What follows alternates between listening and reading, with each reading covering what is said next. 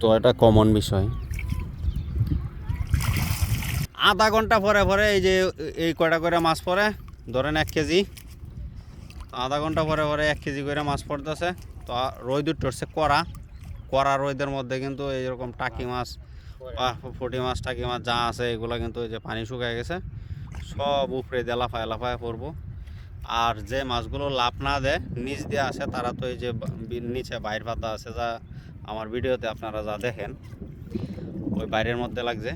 তো আমরা ওই বাইরটা উঠাম এই মাছ দেওয়ার মাছগুলো তুললাম। তো এই যে জালের মতো দেওয়া, এটার নাম হচ্ছে ডেওয়া, আমরা বলি অ্যাঙ্গা বা ডেওয়া। তো আপনার গ্রামে এই যে পদ্ধতিটা, এই পদ্ধতিটাকে কি বলা হয়? ট্যাঙ্গো ধরেছে যুগ। আসলে গাইস ভিডিও আপনাদেরকে দেখাই, ঠিক আছে, দেখাইতে মনও চায়। মাছ ধরার যে গ্রামের পদ্ধতিগুলা বা গ্রামের যে কার্যকলাপ এগুলা দেখাইতে মন চায়, কিন্তু মাঝে মধ্যে কষ্টও লাগে যখন প্রাপ্ত ভিডিওতে পর্যাপ্ত ভিউ না আসে আর আপনাদের কমেন্ট যখন না পাই তখনই ভাল লাগে না। তার চাইতে আরও বেশি কষ্ট যে দেখেন এই একটা ভিডিও করতে হলে কিন্তু পানিতে দাঁড়ায় করতে হয়।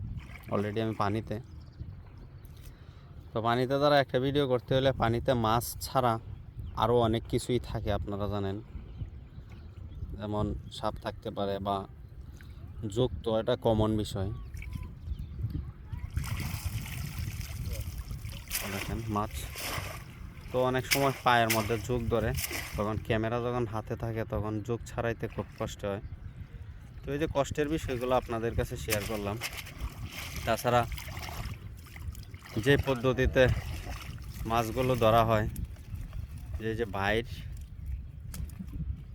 এগুলো সংগ্রহ করতে হয়, এরপরে যে ব্যক্তি মাছ ধরতেছেন ওনারও একটা কষ্টের বিষয় আছে। মাছ ধরা তো এত সহজ কাজ না, এটা তো সবাই পারে না, সবার দ্বারা সম্ভব না। তো আসলে সব মিলে ভালো লাগে তখনই যখন আপনারা একটা ভিডিও শুরু থেকে শেষ পর্যন্ত দেখেন এবং আপনাদের সুন্দর মতামত যখন আমার ভিডিওর কমেন্ট বক্সে লেখেন, তখন আসলেই মন ভরে যায় বা পরবর্তীতে আরেকটা ভিডিও করতে মন চায়। তো পরিশেষে আপনারা আমাদের অনেক ভিডিও দেখছেন, কারণ জীবনটা আসলেই ক্ষণস্থায়ী, আমরা চিরস্থায়ী না। কে থাকি কে না থাকি, পৃথিবী হয়তো পৃথিবীর রীতিমতোই চলে যাবে, হয়তো আমরা এক সময় থাকবো না, আমাদের জন্য কোনো কিছুই অপেক্ষা করবে না। তাই সকলের কাছে দোয়া চাই, বিশেষ করে আমার যে ভাতিজা, আপনারা যাকে আমার ক্যামেরায় দেখতে পাচ্ছেন মাছ ধরতেছে, তার কারণেই আমি ভিডিও করতে পারতাছি বা আপনারাও ভিডিওটা দেখতে পারতেছেন। বিশেষ করে তার জন্য দোয়া চাই।